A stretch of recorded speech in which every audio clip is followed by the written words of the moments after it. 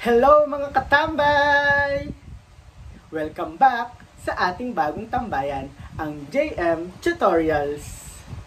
And for today's video, pag-aaralan natin kung paano mag-subtract ng integers o ang tinatawag nating mga signed numbers. Pero bago tayo magsimula, siguraduhin natin na napanood na natin ang ating nakaraang video tungkol sa addition of integers dahil kakailanganin natin ang ating kaalaman doon sa pag-aaralan natin ngayon. At kung hindi nyo pa napanood, ilalagay ko ang link sa comment section sa ibaba upang magkaroon kayo ng access sa ating nakaraang video. And for that, let's talk about subtraction of integers.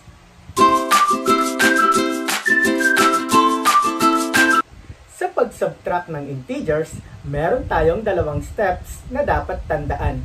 Step 1, ang tinatawag nating KCC or Keep, Change, Change, na kung saan i-keep natin ang ating unang integer and then followed by C, i-change natin ang ating operation from subtraction, papalitan natin ito ng addition.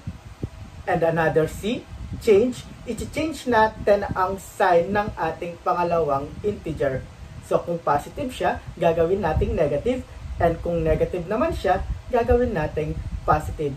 And then step 2, we will be proceeding sa addition of integers dahil na-change na nga natin ang ating operation from subtraction to addition.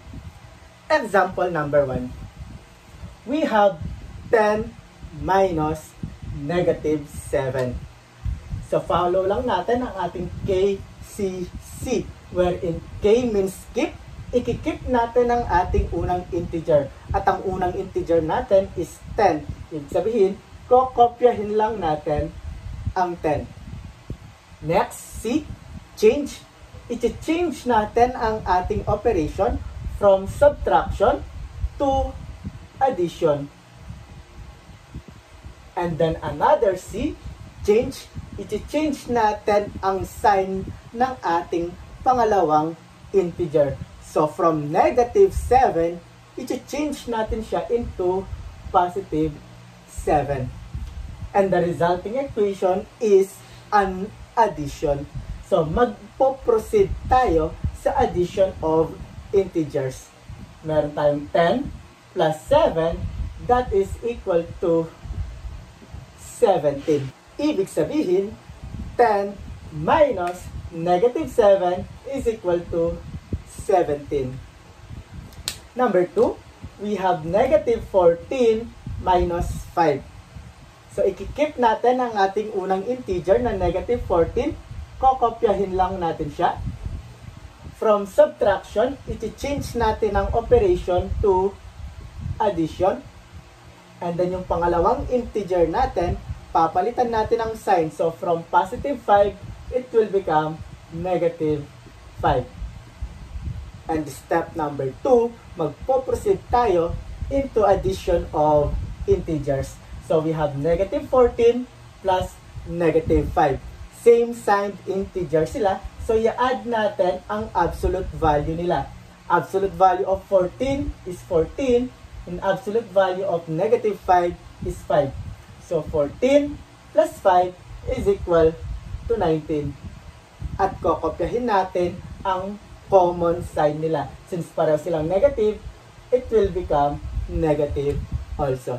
Ibig sabihin, negative 14 minus 5 is equal to negative 19.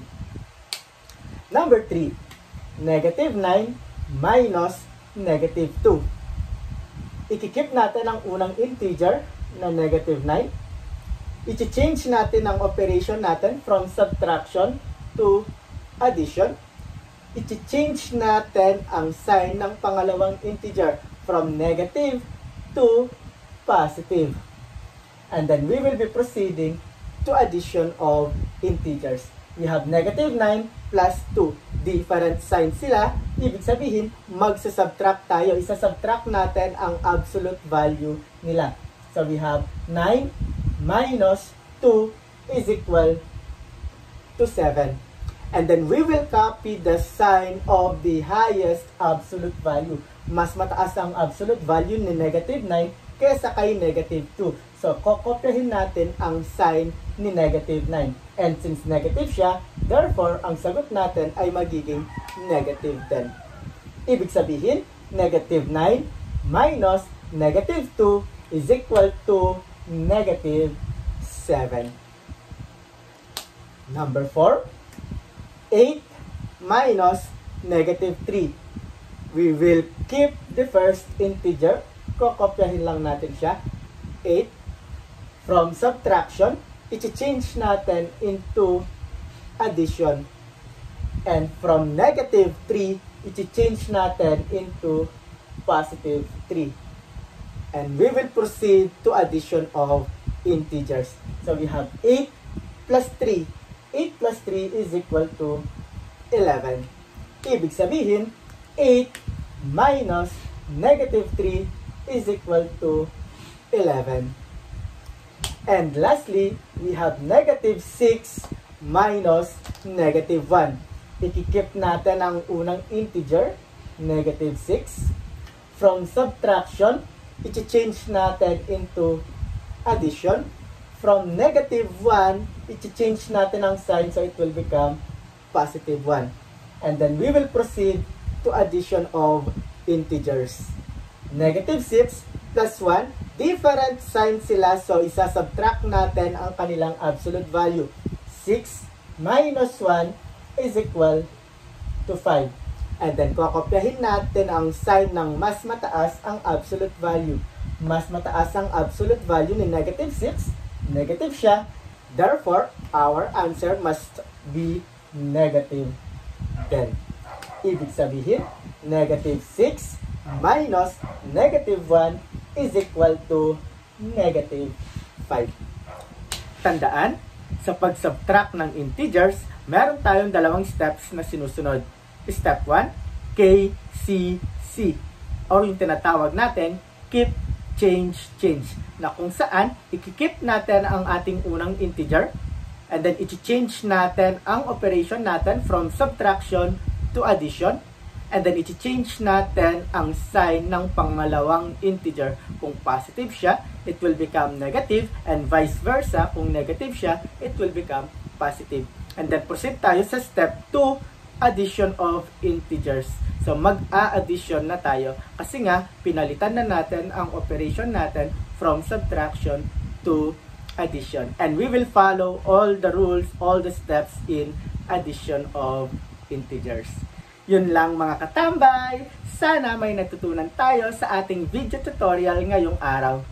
Kita-kita ulit tayo sa ating susunod na video at huwag kakalimutang mag-like, share, and follow para updated kayo sa ating susunod na video. Paalam!